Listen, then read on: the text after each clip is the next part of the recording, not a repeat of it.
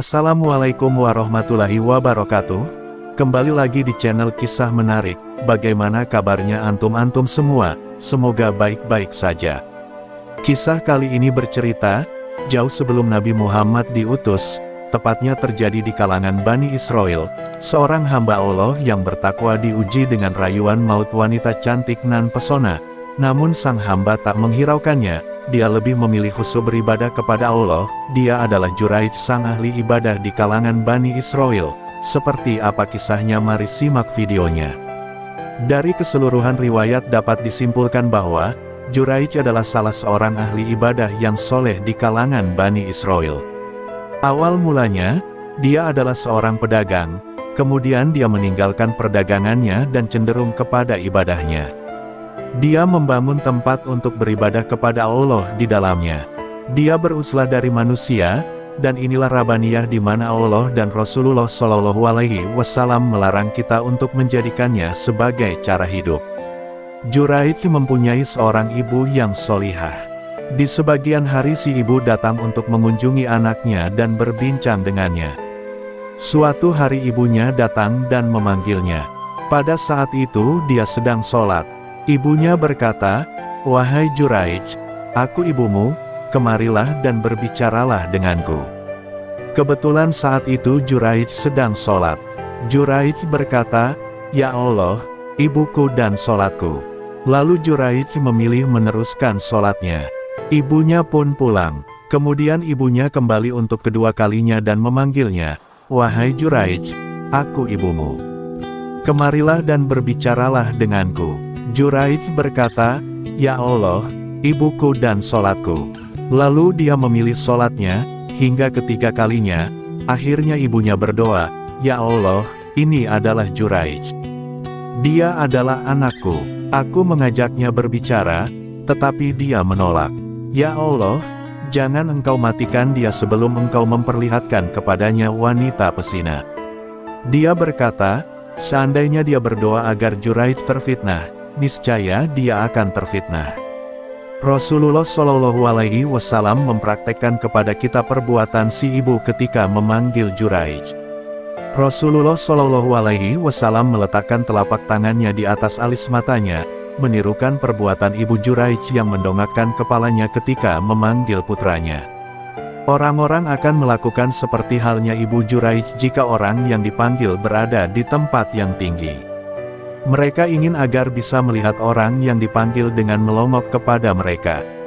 Mungkin sinar matahari yang menyilaukan menimpa kedua matanya ketika dia mengangkat pandangannya kepada anaknya. Dia meletakkan telapak tangannya di alis matanya untuk menahan sinar matahari dari kedua matanya. Semestinya Juraij meninggalkan sholatnya dan menjawab panggilan ibunya, karena menjawab ibu lebih baik daripada sholat sunnah. Dia bisa meninggalkan sholatnya dan bersegera menemui ibunya. Akan tetapi, Juraij lebih mementingkan sholat daripada ibunya, dan sepertinya dia meneruskan kenikmatan di dalam sholatnya hingga tidak meninggalkan sholat karena satu dan lain hal. Esok harinya ibu mengulangi panggilannya, begitu pula di hari ketiga. Nasibnya di kali kedua dan ketiga tidaklah lebih baik daripada nasibnya di kali pertama. Karena itu ibu Juraij marah. Lalu dia berdoa atasnya dan Allah Subhanahu wa Ta'ala mengabulkan doanya. Ibu Juraij berdoa agar Allah Subhanahu wa Ta'ala tidak mematikannya hingga menjadikannya melihat wajah pelacur. Rasulullah Shallallahu Alaihi Wasallam telah menyampaikan kepada kita, seandainya ibu Juraij berdoa atasnya agar tertimpa fitnah, niscaya dia akan terfitnah. Jika Allah Subhanahu wa Ta'ala menghendaki sesuatu, maka ia terjadi dan memudahkan sebab-sebabnya. Allah Subhanahu wa Ta'ala telah menyiapkan sebab-sebabnya dengan mengutus seorang pelacur untuk merayu dan menggodanya. Penyebabnya adalah bahwa Bani Israel membicarakan kebaikan dan ibadah Juraij. Maka wanita ini begitu meremehkan Juraij, kesolihan dan ketakwaannya. Dia mengklaim bahwa jika dia yang merayunya, maka Juraij akan bertekuk lutut dan jatuh seperti yang lain. Wanita ini begitu percaya diri dengan alasan kecantikannya. Hadis di atas menyebutkan bahwa orang-orang menjadikan wanita ini sebagai ikon kecantikan dan kemolekan. Orang-orang yang terjerumus ke dalam lumpur kenistaan mengira bahwa semua manusia adalah seperti yang mereka kenal. Mereka tidak menyangka bahwa di antara manusia terdapat hamba Allah yang menjauhi kenikmatan dunia yang hanya sementara dan tidak abadi, juga bahwa terdapat di kalangan mereka orang-orang dengan iman dan takwa serta agama yang menjaga mereka sehingga tidak terjerumus ke dalam kenistaan dan perbuatan keji.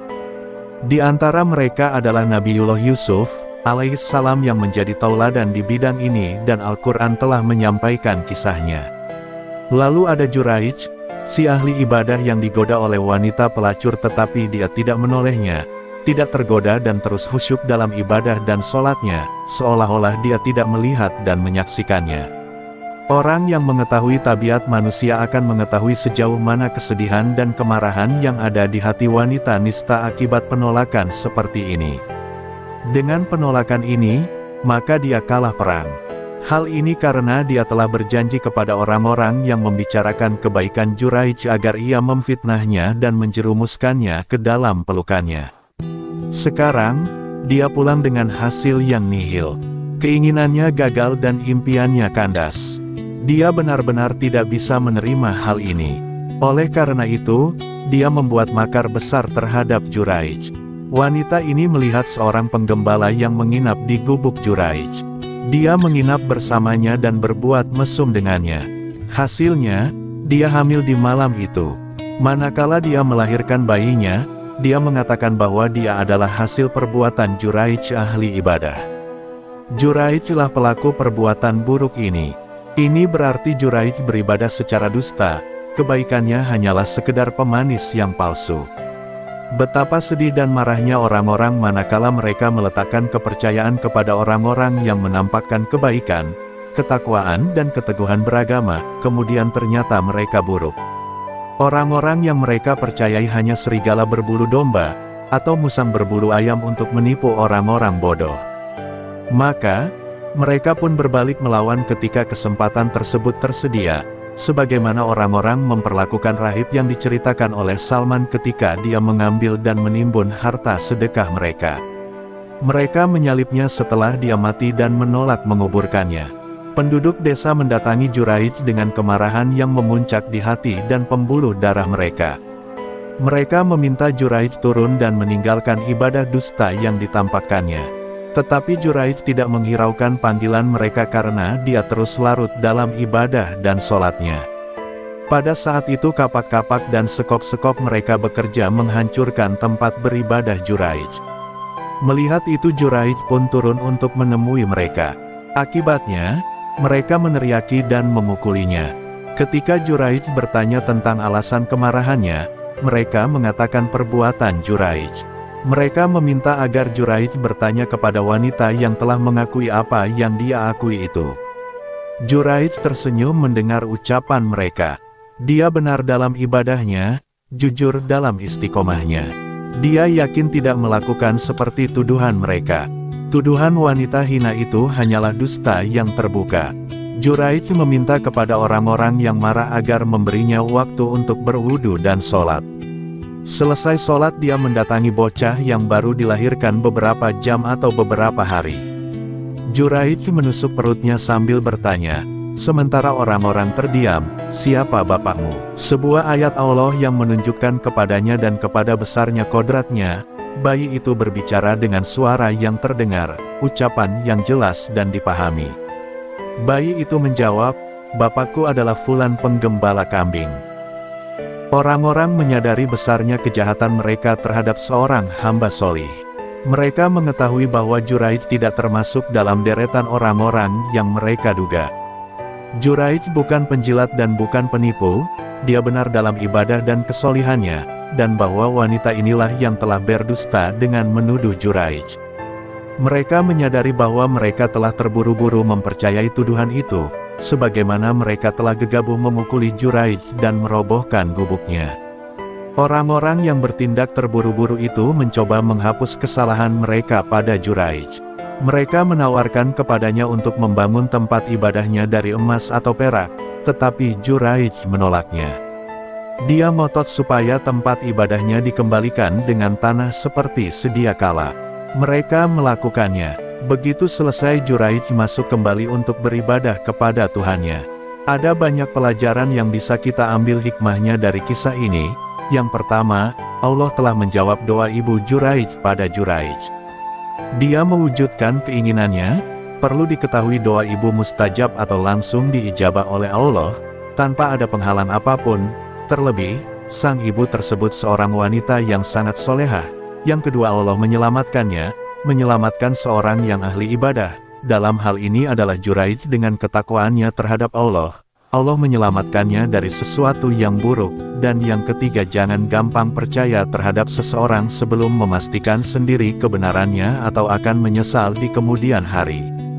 Wa'allahu a'lam bishawab. Itulah kisah seorang ahli ibadah yang diuji oleh Allah melalui perantara ibunya. Semoga kita bisa mengambil hikmah dan pelajaran dari kisah ini. Semoga yang menonton video ini dilancarkan rezekinya oleh Allah dan dipermudah segala urusannya. Amin ya robbal alamin. Wassalamualaikum warahmatullahi wabarakatuh.